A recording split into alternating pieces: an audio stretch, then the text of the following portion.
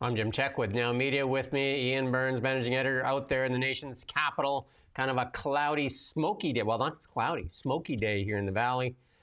And how are things out in the nation's capital? It was very foggy to start the day. Not smoke, but fog. Um, that's quite nice now.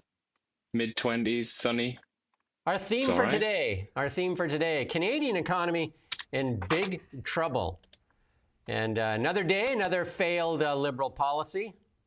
The climate clowns in the Liberal caucus question Carney's direction. And the temporary foreign workers facing opposition from Conservatives and now the NDP. Big tech meets at the Whitehouse. Crime, and more crime in Canada. And I interviewed the Terry Young, the Minister of Community Safety here for the BC NDP. That you can watch that, and we'll have a story on that later. And will the Liberals actually cut spending? All that and a lot more on the Really Big Show. We kind of do news differently. Like what you see, make sure you like, share, subscribe. I think there's a hype button that's been made available on YouTube as well.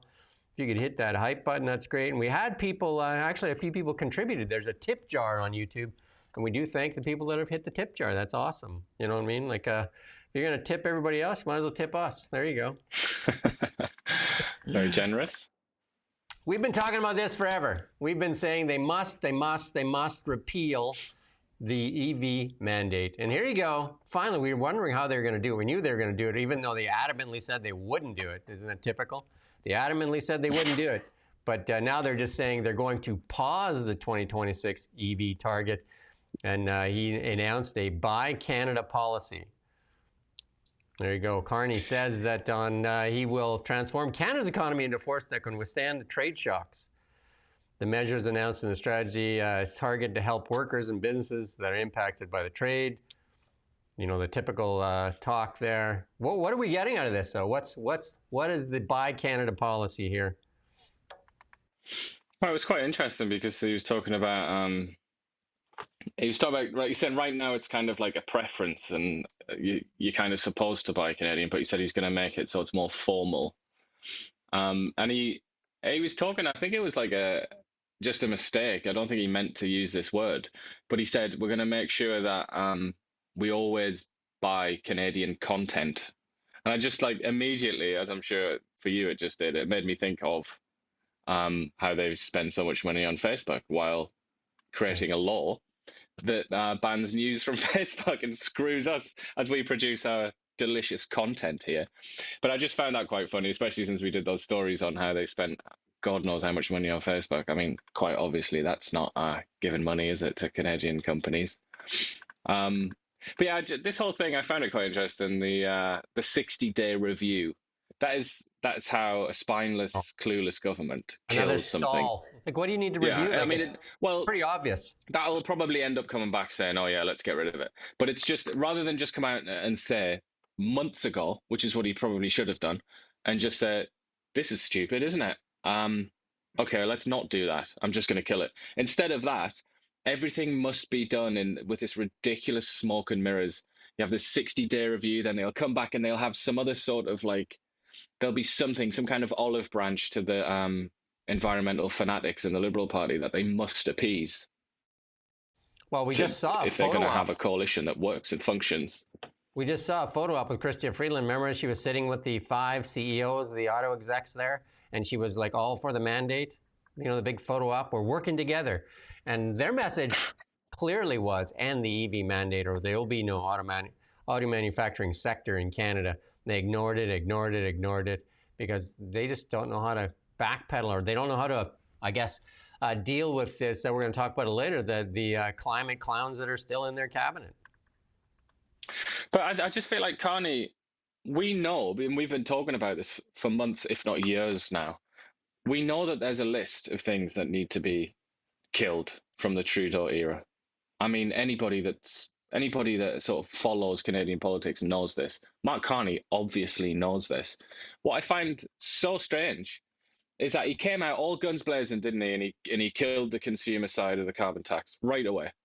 And that's when he had like his maximum, credibility, let's say, within the Liberal Party, and he killed that. Then he's won the election. He's like king of the world. And very, very slowly he's coming out and he's changing these things like bit by bit by bit. And I just find that a very strange way to do it. I think what he should have done is sort of like a Nikita Khrushchev style speech where Khrushchev famously condemned Stalin when he succeeded Stalin. I feel like Carney should have done that and said, look, Trudeau was a bit stupid, wasn't he? He was daft. Here's a list of stupid things that stupid man did. I'm going to get rid of them because I'm not stupid. I'm the clever boy. And I just got us elected again, even though nobody gave the Liberals a hope. But I just did it. That's when he should have done it, I feel. But instead, it's like this tiny, like, drip, isn't it? And then, next is going to be, well, God knows what, but he's got a long list of things. He's going to remove that. Maybe the temporary foreign worker program. It just seems a little bit unwise from a political perspective because obviously, like we haven't mentioned yet, this is another victory for Pierre Poilievre. And then if there are changes made to the temporary foreign worker program, that's another victory for Pierre Poilievre. And eventually people are going to realize, like, hold on, Poilievre is he in charge of this government or is it Mark Carney?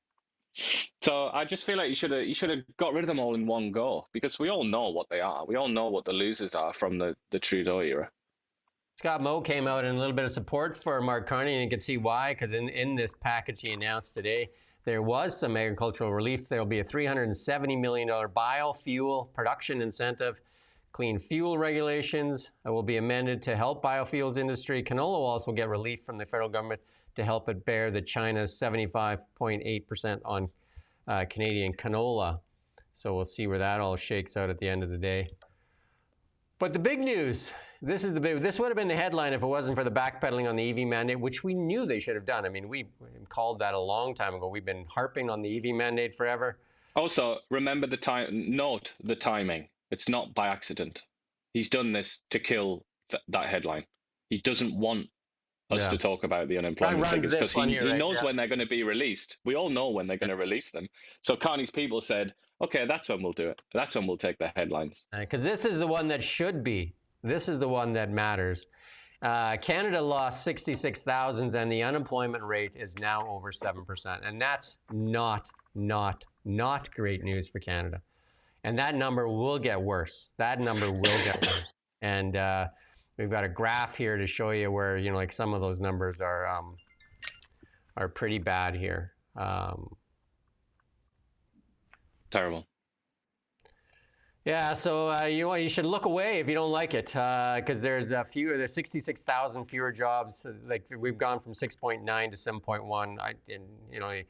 People are going to say when this recession hits Canada, like there's some people already saying we're in the recession, and they're going to do their best to try and say we're not in a recession. But these are recessionary numbers. If you look at that map there. Doesn't look, especially in Ontario, which used to be the manufacturing hub of Canada, 7.7%, right? 7.7%.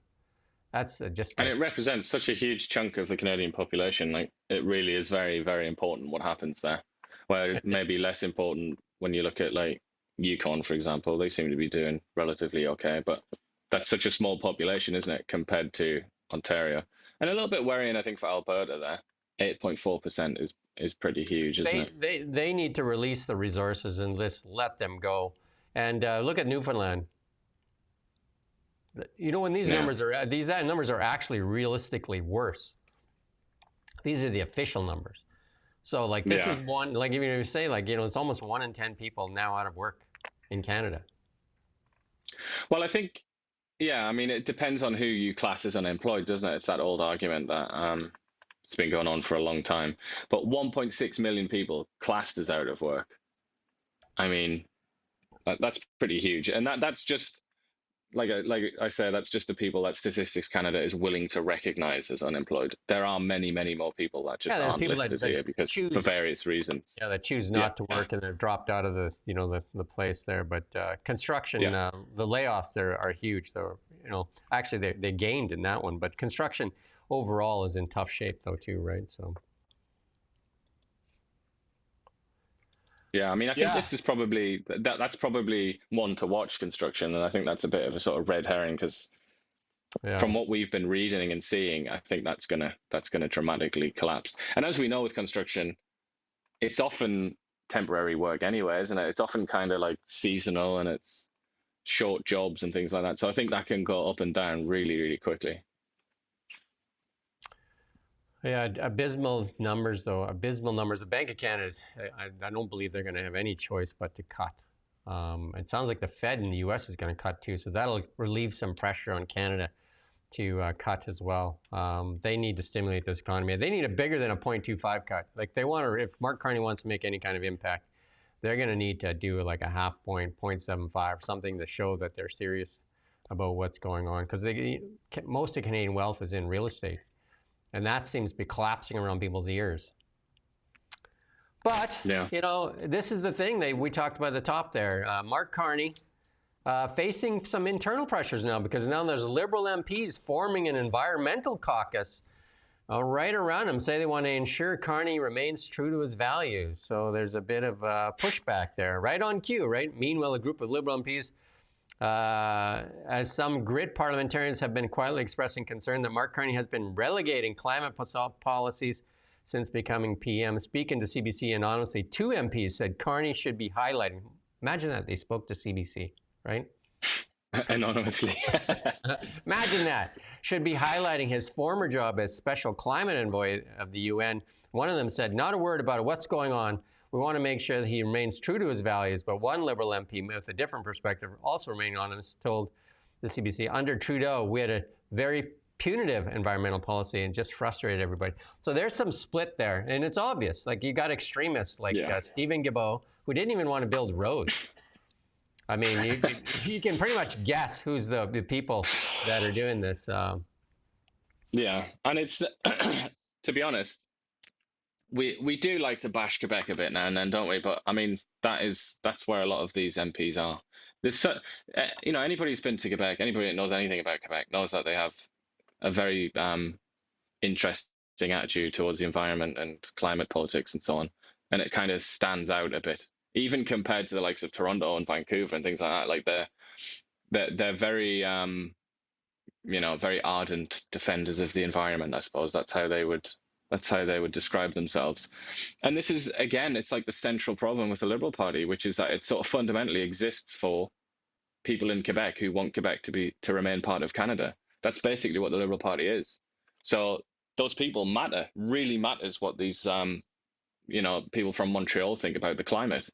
And here we are. And this sort of answers a lot of questions, though, doesn't it? Like, why has he been so slow? Why has he been so vague? Why didn't he use the words oil and gas for however long? Why is it taking him this long to notice that the EV mandate is going to destroy the car industry? This is the answer, because he doesn't want to alienate these people who might, if as enough time passes, they might build the strength to get rid of him as the leader of the Liberal Party. So he has to look after his own backyard. And CBC, no stranger to the climate agenda as well. So it's amazing that they leaked it to CBC. Imagine that, eh? Well, it's actually a really good article, to be honest, in that it gives us a bit of insight into the Liberal Party. But it's also an article that proves what we've said all along, which is that the CBC is basically a kind of semi-separate press office attached to the Liberal Party. That's what it is. But because that's what it is, because it is so embedded in the Liberal Party and it's so obviously a Liberal Party organization, they get access to things like this, whereas other publications wouldn't even get this access. So it's good overall, but it also reveals what the CBC is. Well, here's Holly Doan, the Blacklock's highlighting this one here. Federal agencies are considering mandatory QR codes on consumer products so Canadians can gauge the climate impact of their purchases, according to a Privy Council report. And no budget disclosed, though. The government Canada considering implementing those codes to provide consumers information to make informed purchasing decisions. There you go. The proposal was unpopular, according to the findings from questionnaires from 2,500 people nationwide. That's what you need. A QR code, right? I mean, again, when is it going to happen? When are we going to have a realistic conversation about climate change and about the environment and about CO2 emissions. When are we going to enter the real world and have that conversation? And And here's when are we gonna like learn as a country that there is nothing we can do, nothing at all. There's nothing we can do in Canada to save the planet. Well, there's one thing we could do, which is invent some technology and then give it to the rest of the world for free.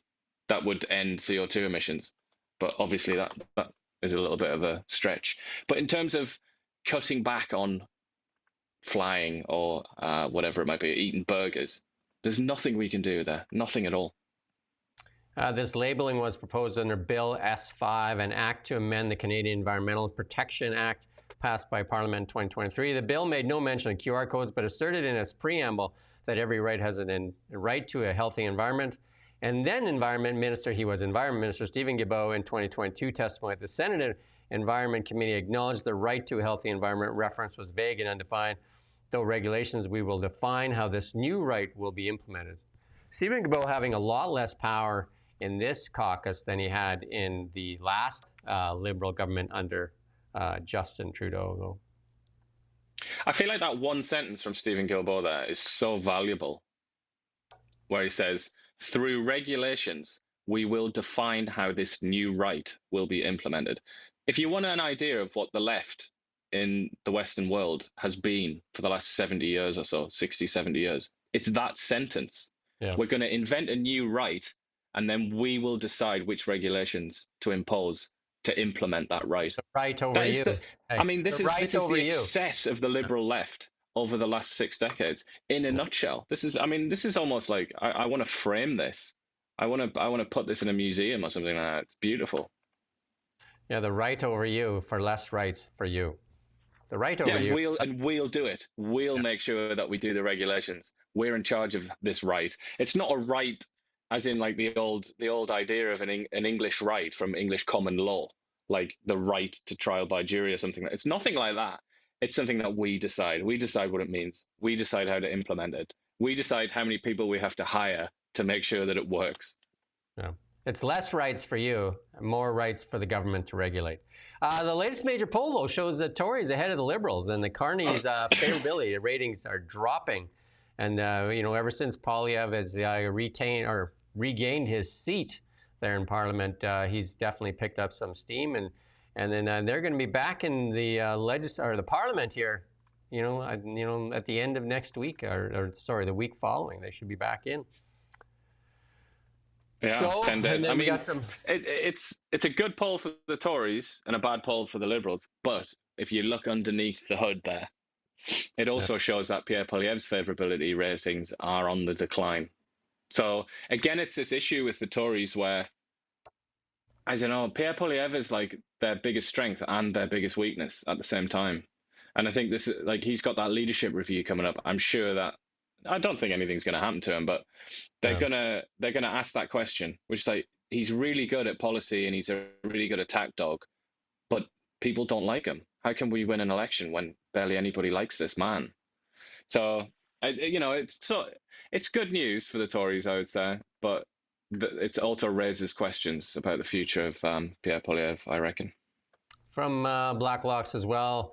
This letter clarifies Prime Minister confusion. The approval of Indigenous groups is not, in fact, mandatory in the selection of nation-building projects, says Environment Minister Julie Dabsarin. The minister in a letter clarified an August 7th claim by the Prime Minister that projects must advance the interests of Indigenous people.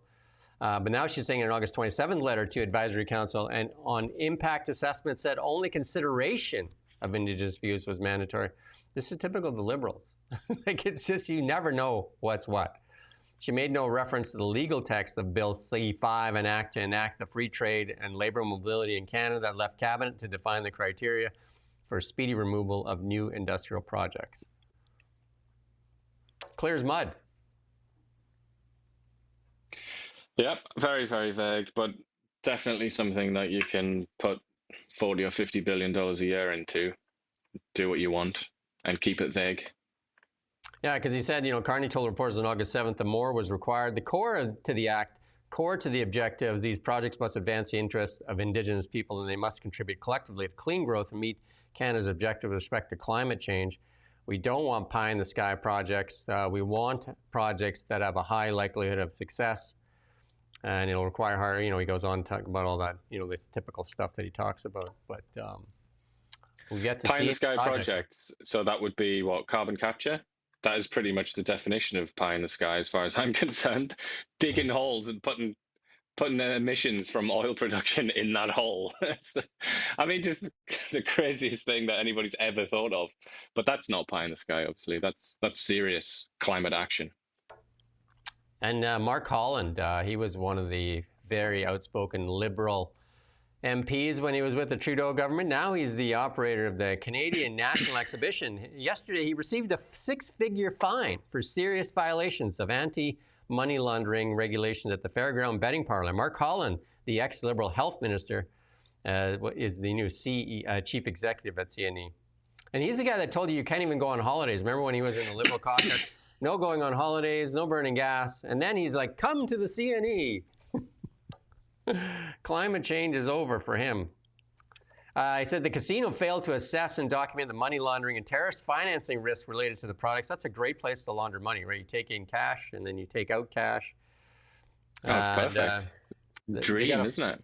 Yeah, they got a fine of $199,000. I don't know how they come up with that number. The irregularities were uncovered during a random inspection. Maybe they should do more than a random inspection then, if they found that, right?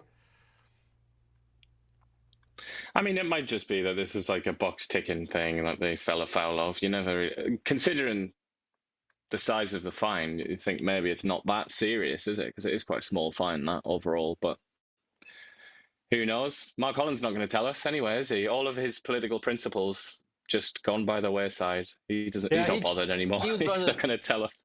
He was one of the few Liberal MPs that resigned, including Pascal Saint-Onge, but like Sean Fraser, Anita Anand, they talked those ones into coming back though, Anita Anand and Sean Fraser. But Mark Holland said he was hated by the Conservatives. Conservatives hated. No organization would want to hire me. My marriage failed. Wow. And then my space with my children was not a good place. You said some stuff that was just literally crazy. You told Canadians that they couldn't drive in their car to go on a vacation. Astonishing that he would be so self-pitying when he'd, as you say, been such a controversial figure ruling over our lives. But this is often, I find that they're often like this. These magnates, these ministers, these overlords in our society, they often do kind of feel sorry for themselves, don't they? It's kind of resign then. If you're unhappy, resign now. Go away and leave and let somebody else come and do it. He was one of the more toxic. I mean, is that so? Why is that message? We need to hear that message, I think, a lot more often. If you're gonna whine about it, just go away. He was one of the more toxic MPs for sure. Very much outspoken and toxic to Canadians. And then this is what he's saying: no organization wanted to hire me. My marriage failed. My space with my children not in a good place. His passionate thing, he had believed in it ardently, and which was his purpose in life, was in ashes in his feet. So the Trudeau Liberals, when they collapsed, I guess that was the end of his. He had committed so much of his life to that basically climate religion.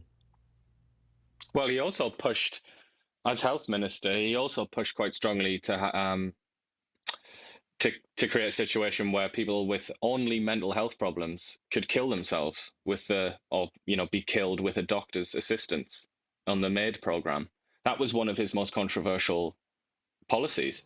And I can remember him coming out and saying, it's outrageous that we would draw a distinction between mental health and physical health when it comes to the right to suicide. And I was like, somebody that just seems to have the moral sense of a pigeon. These next examples, you wonder why this one never resigned. I doubt if she would ever resign because she would never see herself as a failure. But let's just listen in on Melanie Joly. We need to create new partnerships in the world. The world is being redistributed in economic blocks right now. And that is why, for countries that believe in free trade, there's a space. We can work with others. And we will work with Europe. And we will work with our other Asian countries. And that's also super important because it's our way to make sure that we continue to benefit from all the advantages that trade has given us over the last decades. And before we comment, let's just play one more clip from Melanie Joly. Oh, do we have that second one? Yeah, look, let's play that second one from Melanie Joly here. You'll have the chance to ask your questions. It's all good. Yep. David, after you. Based on what Mr. Leger said yesterday, Yeah. the urgency of dealing with Trump that existed at the election, it's less urgent, and voters are prepared to give Minister LeBlanc time to sort that out. But it is urgent to deal with economy, jobs, and affordability. Yep. If I'm reading, that's the takeaway from Leger's presentation and what your cabinet is doing? Well, I think that people want us to be in action mode. And I think that there is urgency, and particularly when it comes to the economy. All economies of the world are readapting to the reality of what the Trump administration is doing, period. And so what we're doing is we're doing different things. We're doing, first and foremost, we're taking care of ourselves. You've heard that throughout the elections. The Prime Minister was clear. The Canadians gave us a mandate to take care of the economy. And while others will get weaker, we will become stronger. The other thing that we're working on is obviously to be closer to Europe and to closer to certain countries in Asia, because we know we're too dependent on the U.S. when it comes to trade. And that is clearly a focus of what we're doing as a government.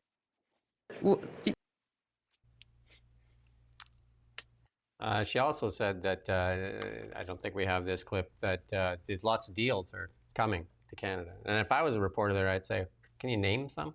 Just a couple. One, two. Yeah, and then what would she say? She'd say what she always says. I'm not going to tell the press that. You know, I'll leave that to Mark Carney to discuss. And you see that, you saw a little glimpse. I watched that press conference, and she did it several times, where the reporters were shouting questions at her. And she was like, okay, guys. Jesus, like, well, I'm going to answer all your questions. It's like, why do you think they're shouting at you? Because you never answer questions and you walk away after 5 minutes usually. But on this occasion, she wanted to hang around for like 20 minutes or something, and she was like patronizing them.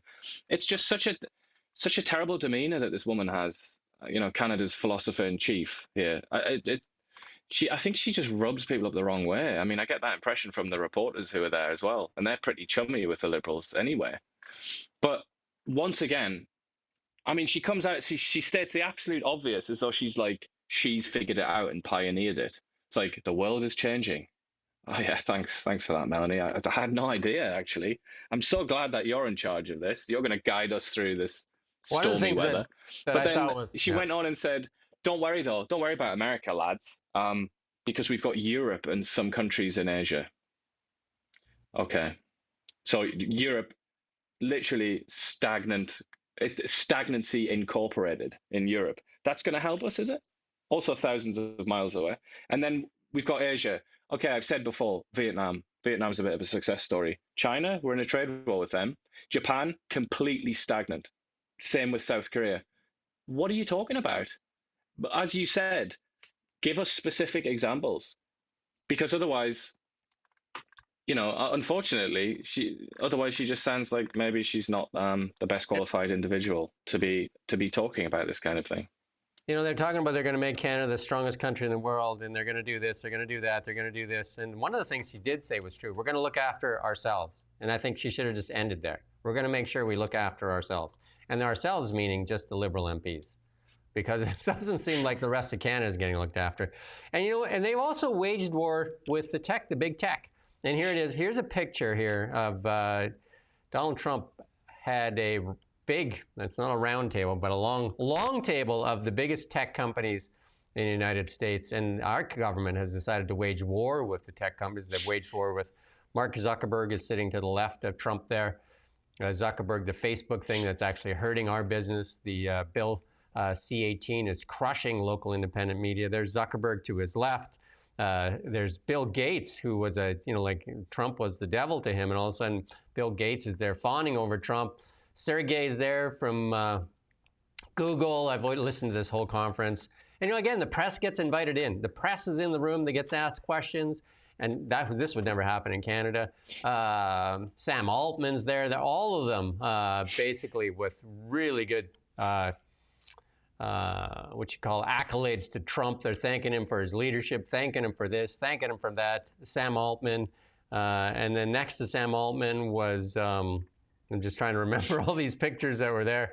I mean, basically everybody was there. Elon Musk was invited, and Elon declined to go. He did not attend this event. But Chamath was there. Oh, I can't even remember all the names that were there. All the big names in tech. Tim Cook, that's who was there. Interesting. Tim Cook was very much a politician in that realm as well. Again, thanking Who's Trump. that next to Zucky? Is that Michael Bloomberg? I can see there. I think you're right. And then Tim Cook, he was asking around the table, who's bringing money to the table? Tim Cook says, we got $600 billion that's coming in. Google committed to, and I can't remember the numbers now, $200 billion. And then Zuckerberg there talking about they're building this AI factory that is as big as Manhattan, and just on and on and on and on. Those are the real deals. Those are the deals. Why are we waging war with the big tech instead of welcoming them? Because we have energy. They'll come for the energy, but not if we're waging war against them. It also, like a lot of people will look at this, a lot of critics of Trump, they look at this and say, oh, this is awful. This just shows how the oligarchy is in control of the United States and so on and so on. But actually, this model of the government and the leading industrialists, if you want to call them that, working together, that kind of synergy, but also with labor, which is absent here. But that idea of like all being on the same page and working together, that goes way back to, FDR and people like that. You could even say Teddy Roosevelt. But this goes back, this is like an old idea in the United States. And it's something that the Democratic Party and the left in general used to recognize as essential. This is something that not just FDR, but people like LBJ and Kennedy and all that, they used to recognize how important it was to have this, cooperation between big business and the government. And it is interesting you point out, like, we do seem to not have that really in Canada, not quite anymore. But that used to also be present in Canada, of course. It's kind of the post-war consensus was built on this idea of like this merging together and sort of everybody trying to pull in the same direction. These are the biggest companies in the world. It's interesting. The biggest companies in the world and the most influential companies, especially when we talk about AI, all of them in that room. And they actually, you should go watch this. Everybody should go watch this, because they drew reflection as to what this administration is like versus the previous administration. And I know a lot of the Canadian broadcasters and media call Donald Trump a dictator and all these things. But go listen to what these people said. One of the things they said, that they had an EV mandate. Biden administration had an EV EV whatever meetup at the White House, and they didn't invite the guy that started the whole thing on electric vehicles. Elon Musk was shut out of that invitation. Not even invited. Tesla was not even invited. And he said that the last time they couldn't even get any kind of consensus. It was more about how to regulate big tech than it was about how to expand and grow American dominance in the world. Well, we're just about, aren't we, to look at GDP per capita, Canada versus US. One of the reasons that the US has surged ahead, not just of Canada, but Europe as well in the last sort of 20 years, is because they've innovated, haven't they? And a lot of that is just technology. They've really devoted themselves to that innovation, whereas Europe, infamously, has devoted itself just to regulation and trying to control these things. Let's put up that next chart there. You can take a look at that. There it is, right? Oh, no, next one. No, too far. The GDP one, if you can find it in there. But yeah, it's if you're serious about the future and understand it, you recognize that AI is going to lead the future. And who are the leaders? It's the American big tech companies. It's like by far, I think they shared a stat there, 70% of, or it might even be more, 70 or 80% of that, it all belongs to the United States. And then Canada has decided to wage war with Facebook, with Tesla. Tesla, the most important company in the world right now. The most important company in the world in so many different ways. They decided to wage war against the owner. Not even against Tesla, but just it's almost like an ideological war, and calling him names like Nazi. It's absolutely clownish behavior. And the guy who also probably is the more important company that he is in control of is SpaceX, which just has this unique technology for getting into space and sending largest- satellites into space and things like that. And that also not just alienated Tesla, as you say, but alienated that particular guy who controls SpaceX. Not Yeah. that wise, really, is it? The largest global communications company in the world, the largest global communications company in the world, which is SpaceX, which is the space travel, and also Starlink, which is so important. And then you take a look at Tesla, by far the leader in the EV space. Supposedly we're supposed to drive electric vehicles, yet you shut out the guy that creates the best EVs in the world. And also the solar company, Neuralink, Boring Company, Optimus, which is looking to lead in that area as well. And this is absolutely ridiculous. I did download this, so it's available in Canada right now. You can download it. The Robotaxi app is now available in Canada. So you can download it and join the waiting list. So it's, I think, the number 5th app just launched on App Store there, Robotaxi app. So there you go. There you go. I've used Starlink for a number of years. Love it. I also drive a Tesla.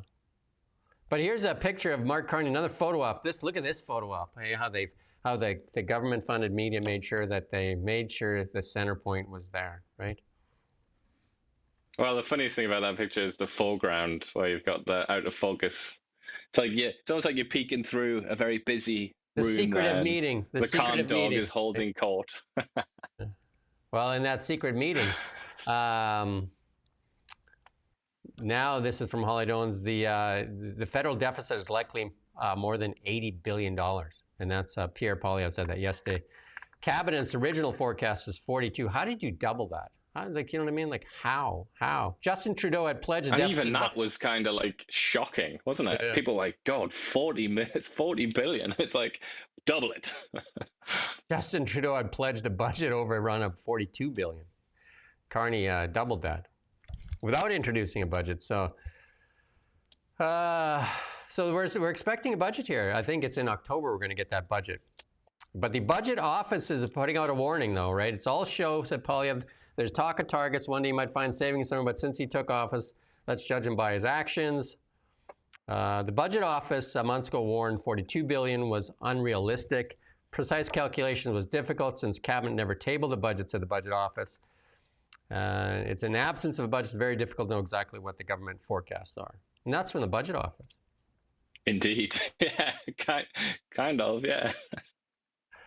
Can you imagine if Mark Carney, just for a second, just imagine Mark Carney had not won that election and it was the other way around. It was a minority Poilievre government. Can you imagine what he would come out and say if Poilievre didn't put a budget out? Can you just think about it for a minute? He would be furious, wouldn't he? He'd bring down all of his arrogance and he would say, I've been working in finance for 40 years and I've never seen the like in my life. But somehow, we've just forgotten about it, haven't we? It's like, it's just disappeared now. The CBC and CTV would be on him like attack dogs as well. It would be relentless, yeah. They're hinting at layoffs. The cabinet will make adjustments to the 440,000 federal payroll employees this fall. That's from Francois Philippe Champagne. It's going to be, we do the fool of the day. It's going to be tough with Francois in the news and Melanie Joly all at once. It's tough to pick from that. But he wouldn't discuss any layoffs. He said there will be tough choices, though, in his usual language there. I think you can do that better, right? Definitely, it's nation ready, I would say yes. And he said, this was mandated by me and the Prime Minister to make government more efficient. Let's see, Francois. Canadians, people watching at home, understand. And don't forget, he told you the other day that you got that $70 a month, so you should be more than happy. That's what Canadians wanted, which works out to about 76 cents a day or something like that. And I'm a little bit disappointed. It's rare that I say this, but I'm a little bit disappointed in Blacklocks that they didn't highlight the surreal moment in that press conference that they're quoting from here, where he said he spoke to his mother and she said, you need to stop, you need to cut back on spending. And he's like going on about his mother. But it's not included. That's so surreal. I feel like that should have been clipped by one of those accounts that post videos, and if not, maybe we'll do it, because I just couldn't believe that he brought his mother into this. Well, Franco Terrazino highlights something. We talk about the Sky Canada lady all the time. No, that's not it. We got to talk about, maybe you don't have this one. We talk about the Sky Canada lady that pulls in almost 400,000. Well, they hired this new head of the government, the Major Projects Office, and they're estimating her salary to be 577 and 679. She makes the Sky Canada look like she's barely making a living. I mean, what the hell? That's considerably more than Mark Carney earns, isn't it? Hey, she's running a new office. I wonder how many staff. We don't have that. Let's wait till we get that. How many staff are in that office? How many this? How many that? Yes, so Carney gets 419. So it's a couple of hundred, or sort of $250,000 more than the Prime Minister. I don't think. I mean, I don't know. Sometimes, I do understand. You do have to sometimes pay the kind of a competitive rate, don't you? But the question that I always have when I see things like this, they use that excuse. It's like, oh, if you were in charge of Goldman Sachs or something like that, you would earn X, Y, Z. But it's kind of like the people in charge of Goldman Sachs are like just impossibly competent. They're just amazingly skilled and competent, and they can do so much. And then you see these people in the federal government, and they're just complete losers. They can't do anything. I mean, I'm not saying that about this woman here. She might be a all-time great, but in the past, I've seen that where they just get low-grade people in, and then to justify it, they say, "Oh, look at Goldman Sachs." It's kind of like comparing apples and oranges, there, mate. We did talk about her a few days ago when she had that charge against her, where she didn't, and I can't remember exactly what was on, but she didn't have a clean record. Daniel Smith doing a lot of town halls. That's amazing. We don't see that, like, I don't see Eby doing any town halls. You don't see a lot of that, but Daniel Smith definitely doing a lot of town halls. And this one, she said she's instructed all levels of government, police, including the RCMP, have been instructed not to participate in Carney's gun confiscation. And then adding, she'll close the mail loophole to stop services like Canada Post from helping the feds in this area. So there you go. But she's doing a lot of town halls. A cynic would say, she's getting ready for the referendum votes. She's definitely out there. Well, she wants to be in charge of it, doesn't she? Which is the right thing to do politically.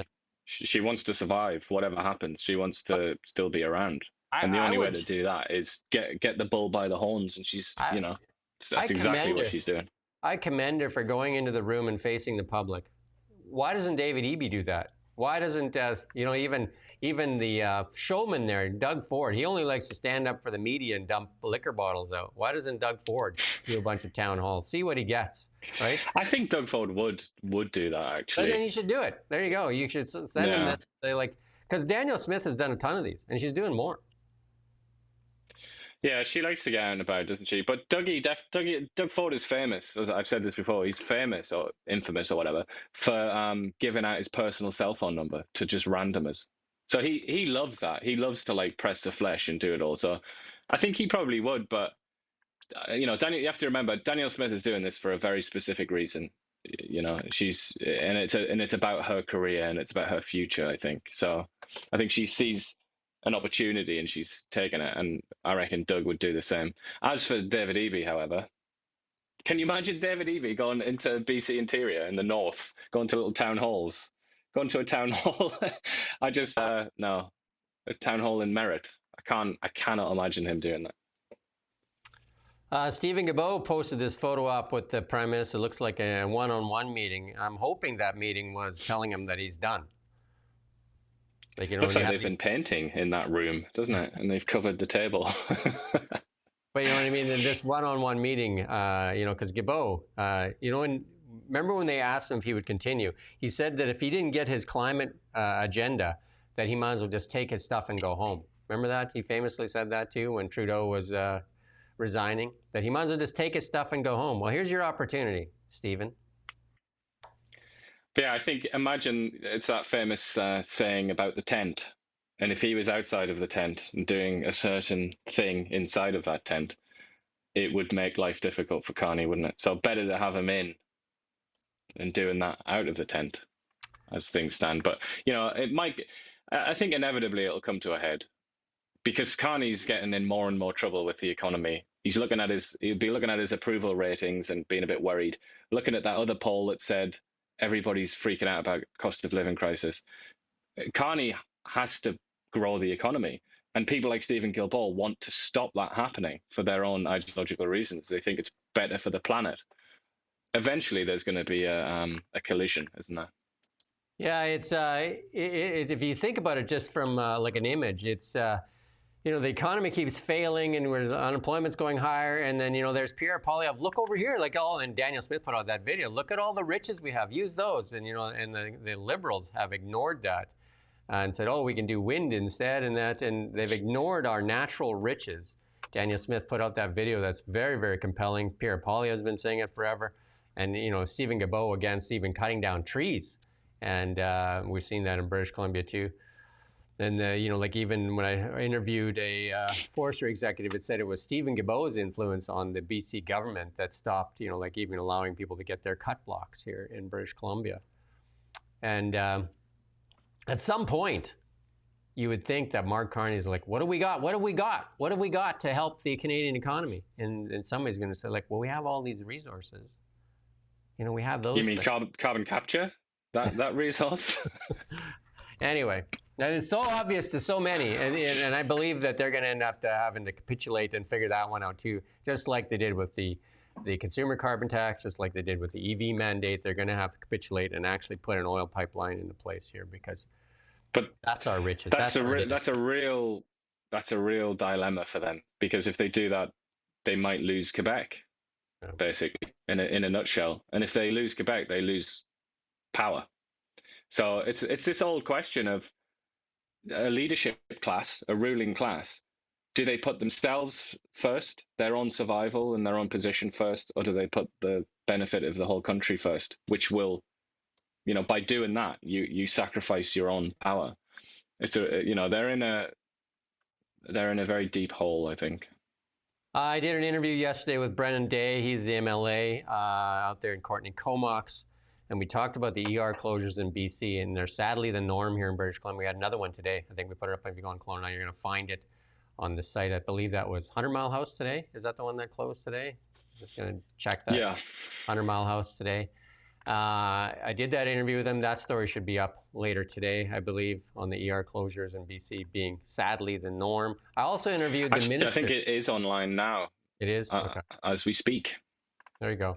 The minister, I interviewed the community safety minister, Terry Young, who was actually in Montreal on vacation. He was kind enough to call in. I got 15 minutes with him. That's a good interview. That story should be up today at some point as well. You can watch the video on Now Media, though, on our YouTube channel. And we're talking about crime. And crime in Canada. And that's the big theme. Pierre Poilievre pushing for similar laws to Castle. And we talked in that interview about, even our own Kelowna, the mayor sent a letter to Sean Fraser asking for bail reform. We talked about it yesterday, about, like the revolving door for some of these criminals. But here again, another home invasion in Ontario. They allegedly ran into a 29-year-old female's car, kidnapped her by throwing her a van, stole the keys, went into her home, shot her dad, and then are out on bail. I mean, I'm not familiar with this story, but I almost want to call BS on that, because that just cannot possibly be true, can it? It can't possibly be true. I don't want that to be true. I don't want to live in a world where that's true. And we brought this up yesterday. It was Rob Shaw now is pointing it out, something that we pointed out yesterday, that chart. Bad news for the current EB government, BC NDP government. I blame everything on Trump, but here it is. People are done with blaming Trump. They want some action, right? Yeah. Yeah. Well, we talked about this at length, didn't we? And this is like I said right away, Champagne, when he came out and started talking about his mother, he was doing that just as this had come out, and it was a very different tone. And I think, we like to dream and fantasize about the possibility that our leaders are actually quite smart and competent, and that they're a lot better than we are, but they're not. He will genuinely just have looked at that and thought, okay, I'm going to talk about cost of living, and so get ready for that. Like this will affect what you hear from our elites. You definitely could go on the road with that impersonation. The trick is, it's kind of like Kermit the Frog / Jordan Peterson, but with a Quebec accent. That's how you do it. I thought we had this. Do we have this clip from CTV of the liberal pundit coming out and calling Pierre Poilievre a racist for going after the temporary foreign workers program? But we're going to play a clip here from Mark Carney, though, first in 2013, and his thoughts on the temporary foreign workers program. Let's go ahead and play that clip.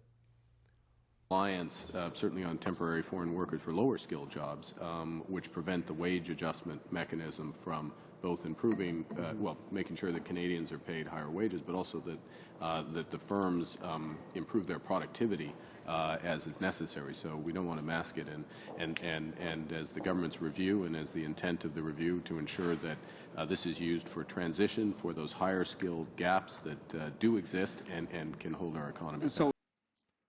You know, the quote there is, one doesn't want an over-reliance, certainly on temporary foreign workers for lower skilled jobs. Huh. Weird, Which prevent wage adjustment mechanism from making sure that Canadians are paid higher wages.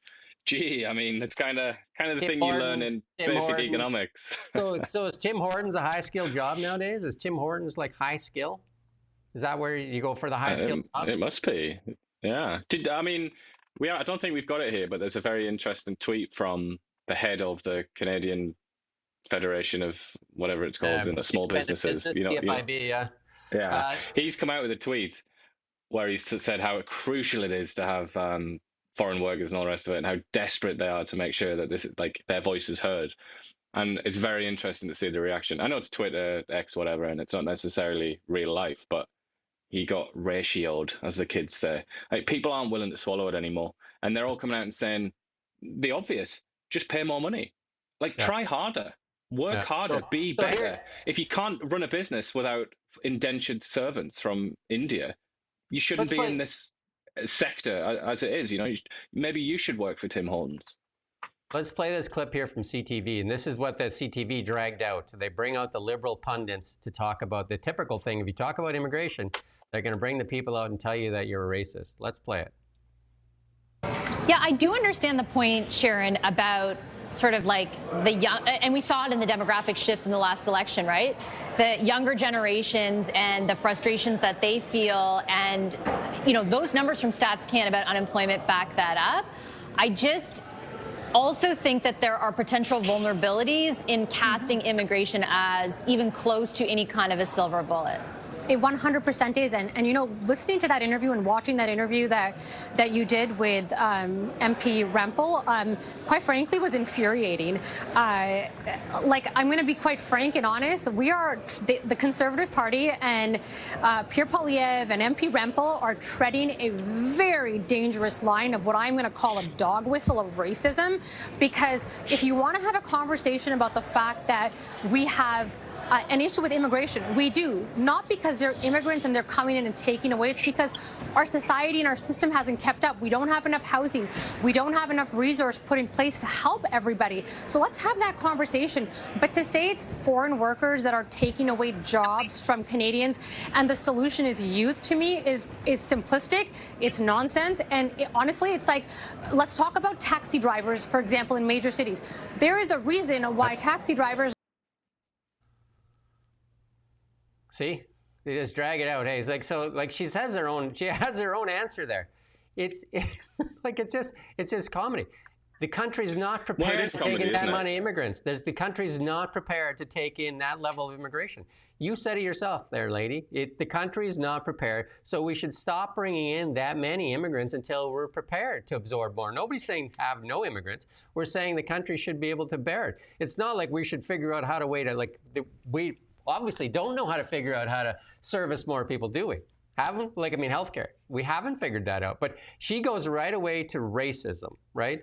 So then she should also call Mark Carney a racist, because he just said that when he was the Bank of Canada governor, didn't he? Justin Trudeau. And then we're going to play a little clip here from Mr. Eby. He made an appalling comment. He was asked about my proposal to get rid of the temporary foreign worker program, and what did he say? He said, he's talked to business lobbyists, corporate lobbyists, and they assure him they would like to continue to bring in low-wage labor from poor countries. Of course they would, Mr. Carney. Of course they want your corporate lobbyist friends and your other elites want to stuff their pockets by shutting hardworking Canadians out of jobs and giving those jobs to temporary foreign workers.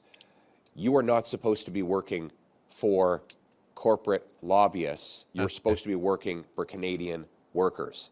I thought we were going to play the clip here with Eby, but it's showing you that Premier Eby also demands an end to the temporary foreign workers program. So you're going to put the thing is, no, just put up the video or the slide. There you go. You said about that woman, that pundit, whoever she is, I don't even know who she is, but you were saying that it's comedy, and I think that's right. It is comedy now, and the best reaction she can hope for is laughter, because nobody's listening. Nobody's listening to that anymore. Nobody cares. Nobody's buying that argument anymore. That's an argument from 10, 20, 30 years ago. You need to come up with something else, because that's gone. My bigger point there is I've seen that in the US. CTV I've seen that in Britain. I've seen that everywhere. It's gone. Yeah. It's dead. It's not coming back. It's not coming back. And some of the people who are most upset about it, needless to say, are themselves immigrants, like permanent residents, citizens, people whose parents were immigrants. You know, you can talk about dog whistles all you want. Nobody's listening to you anymore. Yeah, the sad thing is CTV and CBC trot that stuff out there right away. You know what I mean? As to again defend. We talked about it yesterday. Our theme was the benefit of the few at the expense of the many, and that's what Pierre Poilievre points out there too. Yeah, sure, the corporations want it. What did Carney say yesterday? Two things when he talks to people is Trump and trade, and they want the temporary foreign workers program. Who are you talking to? Who are you talking to? Large corporations that want cheap labor? That's who you're talking to, because you're sure not talking to the Canadian public. To be honest, like, I feel like more needs to be said along the lines of these are just not very competent business people. That's what they are. They're not very good at business.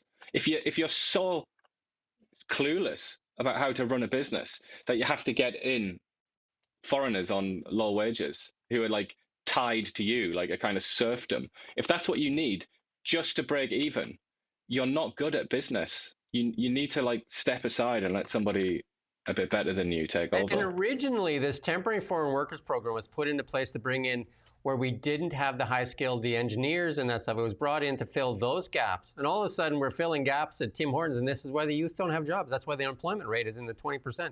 We're filling these jobs in Tim Hortons and like other fast food places and that. And here's the thing again, that this is Michelle Rempel-Garner putting this out here, and we talk about this. How many times we've talked about it? The UN condemns Canada's temporary foreign worker program as a breeding ground for contemporary slavery. And you and I have talked about this many, many times. And Mark Carney said it himself in 2013 that this is not a place for low-skilled jobs. And yet, Mark Carney now says that when he talks to people, that's the number two thing that people want is more cheap labor. And then ridiculous, isn't it? It's I just find it it's unusually transparent. Usually it's a bit harder to like dissect all of the nonsense, but it's just so obvious here, isn't it? What's really going on? Look at CTV and CBC. Look at what they do. Instead of bringing out some young students, we did a story. It's up on our site, actually, Kelowna. We talked to a young student about their access to jobs. Instead of talking to students of people that are affected, who did they bring out? Some liberal pundit that goes to the racism card to try and shut you up, right? To kind of cancel you. That's what they come up with. It makes you think, doesn't it? Gee, like, who owns CTV? Is it possible that maybe they have some? I don't know. Maybe I'm just it's unreasonable of me to think that, but you should really question what CTV, like why didn't they bring in young students who are losing their job? Why didn't they talk to people? Why don't they talk to people that like why don't they bring us on? There you go. I talked to Terry Young, Minister Terry Young for Community Safety, and this is Gavin Dew put this out. And this is the thing, because BC businesses are in crisis. 1 in 5 are literally say they can't make it another year here in British Columbia with all the crime and chaos in the streets here. And then all the the taxes and everything else. And this here's another example. Victoria business moving from downtown to safety concerns. We moved from downtown because of safety concerns. That's why we're here in the Landmark District. And then here's another first for Kelowna, and this is not a first you want to be when Kelowna. And this is Kelowna #1 per 100,000 people in property crime. #1. Good interview with the minister, though. The minister was kind enough to give us some time. And I asked him about accountability and if the NDP and that need to be more accountable to the people. And he said, yeah. And I said, will they commit more to the press and to the people and be more accountable and share information with Eleanor Sturko, his critic? He said, yes. But we don't see that, though, because when I talked to Brennan Day, he said he has to file FOIs to get information from the health ministry. How is that? So you're saying half the electorate, because they don't lose those elections, half the electorate doesn't get access to information, like in the health ministry? They have to file FOIs, and then it takes weeks to get them. And we just filed an FOI, and what we got back was, after a couple of weeks, we got it back was, you need to be more laser focused on your FOI. That's too broad. So they give you 2 weeks, make you wait 2 weeks, and then tell you that, you need to be more laser focused, and then you just keep kicking it down the road. And then you're going to get a document that's full of black ink. Black ink covering up the other ink. Right? And they also charge you. I mean, it's not like it's $5 or something, isn't it? Or is it 10 now? Yeah. They charge you a little bit of money, which is obviously a disincentive, isn't it? In England, I mean, I don't know if it's changed since I abandoned that sad island, but in England it was free. So you could send as many as you wanted. And that was on purpose. That was very deliberate because they didn't want to put a financial barrier in the way of accessing information. And yet in Canada, you've got to, and in BC, they even say, if this affects more than one ministry, like tick these boxes. Pay more. And for each ministry, that's a fee. That's the fee sort of increases. So freedom of the press, I mean, not so much. It's not a huge amount of money, but if you wanted to send off loads of FOIs, which you very might well want to, that's going to cost you a pretty penny. I mean, the only thing you can do for CTB and CBC for the general public, we got to watch it because we got to see what they're doing, but is unfollow them, shut them out, because for them to go back to that dog whistle nonsense is just ridiculous. And here's a story that's important, that continues to be important, and we're working on this story. We've asked the CVSE for an interview, and they say they don't have anybody for an interview. We've asked them for some information, so we're expecting that information. We give them a deadline of Monday. But here's another example, and this one is in Yale, BC. Let's play this little clip. Yeah, I mean, there's another semi on the side of the road.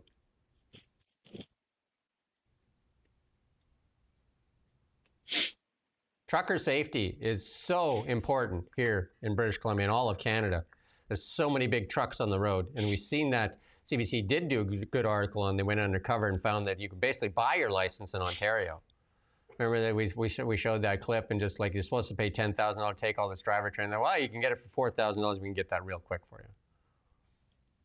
Which is a sign of a massive degradation in societal trust, and it's also a question about corruption, obviously, isn't it? Wow. And in none Florida, of that is good. That illegal immigrant did a U-turn on a turnpike there, and decapitated 3 people, and that person couldn't even identify 2 of 12 road signs or something like that. And here's another CBC article. Check this one out. Florida is ending vaccine mandate. What do Canadian travelers need to do? And then read the second part there. Doctor warns against sheer, unadulterated craziness.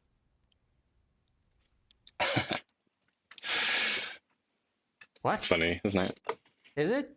It's quite colourful language. Notice as well, it's not plural, it's singular. Doctor. Yeah. So they found the one. They found the one that would say something like that. Maybe they got the words mixed up. Dr. Crazy warns against sheer unadulterated. Unbelievable. But the CBC, quick to trot that out, right? Quick to trot that out.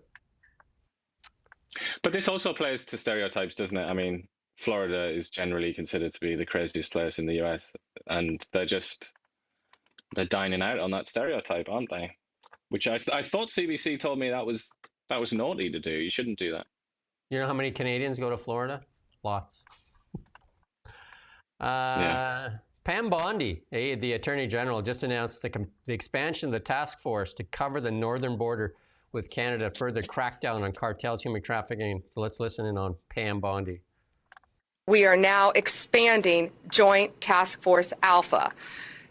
It has 5 steps. The task force will now cover our northern border in Canada, of course, and all of our maritime borders.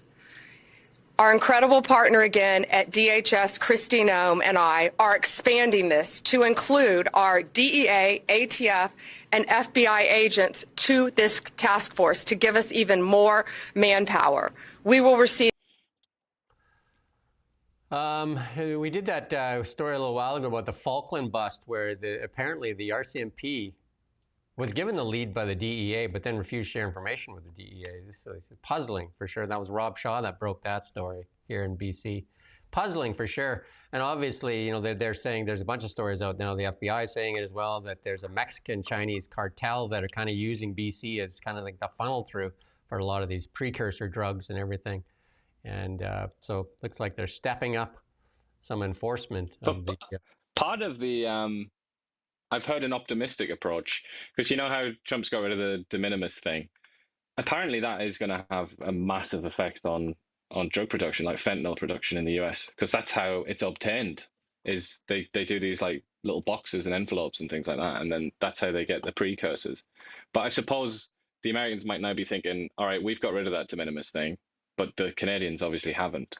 So they might be worried that production will shift north, but you could probably do your it's an ongoing tragedy, isn't it? If you wanted to do your work on your imitation thing, there, Pam Bondi is an easy one to do because she likes to accentuate each word, right? Like she's very man power.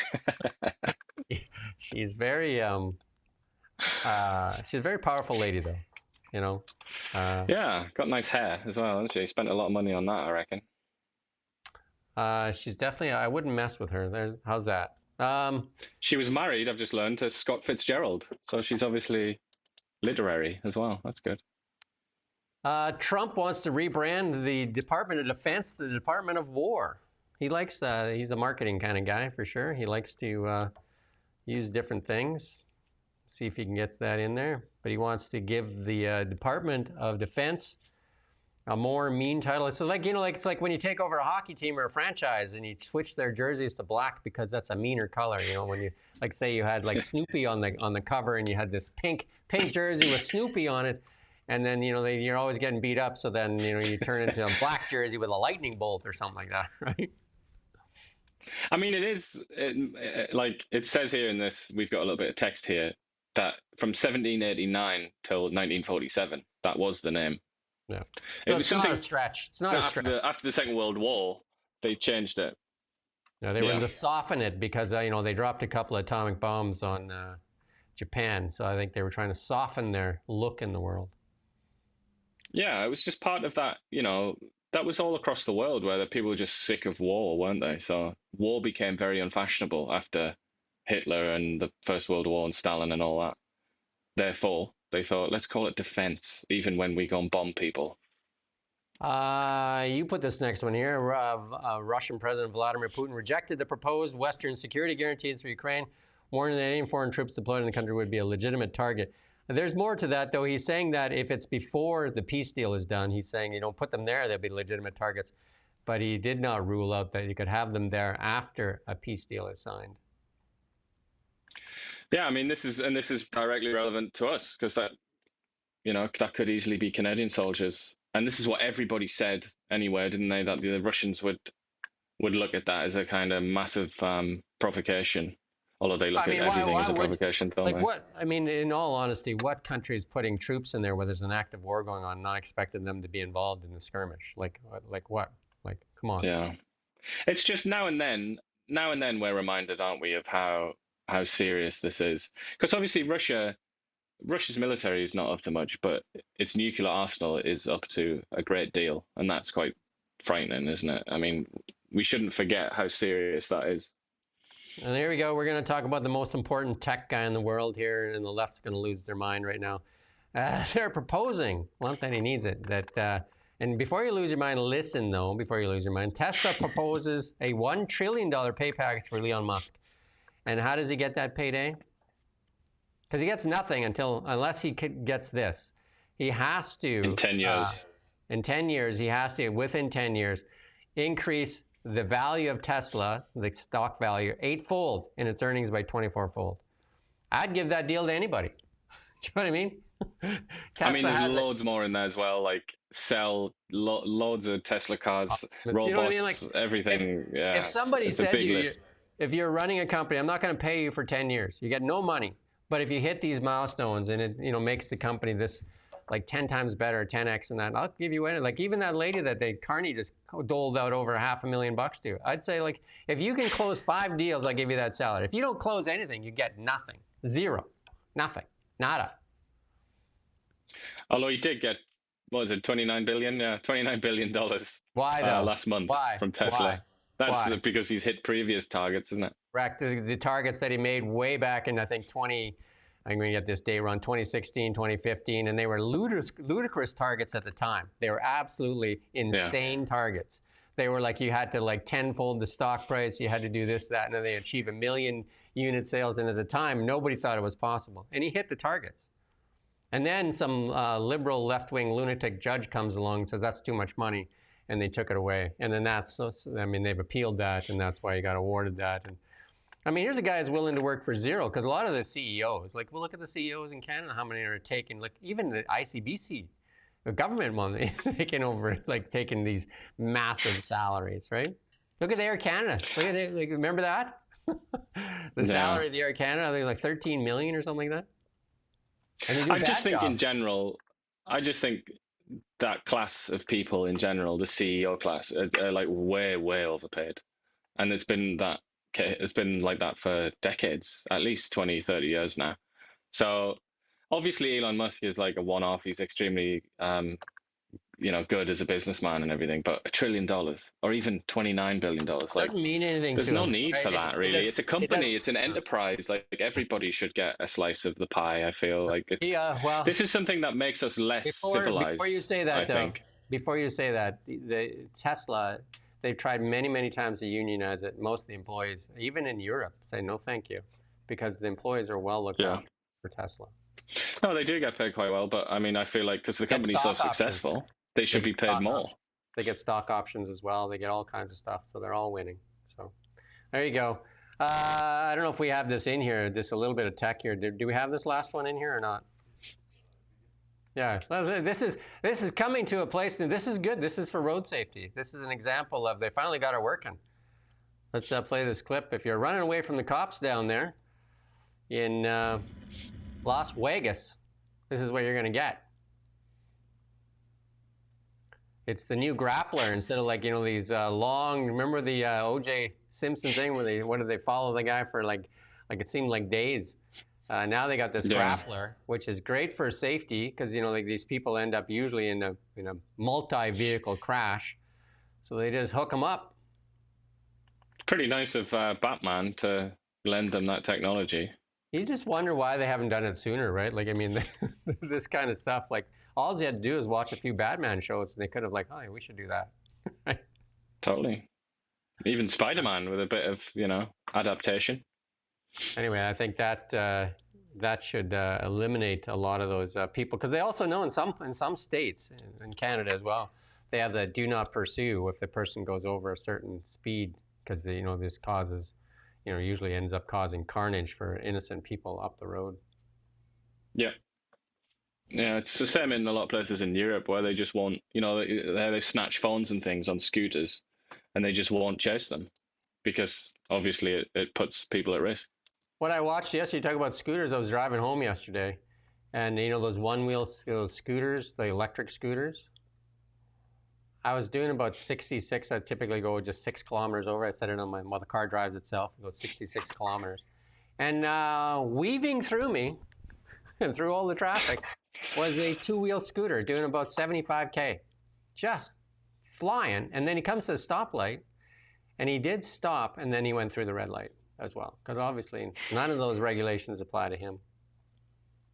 I mean, it's nuts, isn't it? Because in that case, and a lot of other people have pointed this out, it is quite literally a motor vehicle. It's a motorized vehicle, isn't it? Or an automobile, if you want to call it that. It really should. He's standing there with the rules. His baggy jeans and hoodie, and just weaving through traffic like nobody's business, like he's on a, And then when the motorist runs him over. Anyway, That's our show for this week. We have lots of good stories that we've done this week, though. Lots of good interviews. We should have that story up with the Minister Terry Young, shortly. How's that Bill C-18 story coming? You've done a few interviews. Where's that one at? It's I'm very hopeful that I'll finally finish it today, so we can have a look. It's basically just an update on what's going on now, but we've spoken to probably, I would say, the actual experts. We can use the word expert, I think, to apply to these people. Not the Canadian press experts, where they found some academic hiding in a closet somewhere. Some biology or something, or physics professor who also likes to talk about the online news hacks, yeah.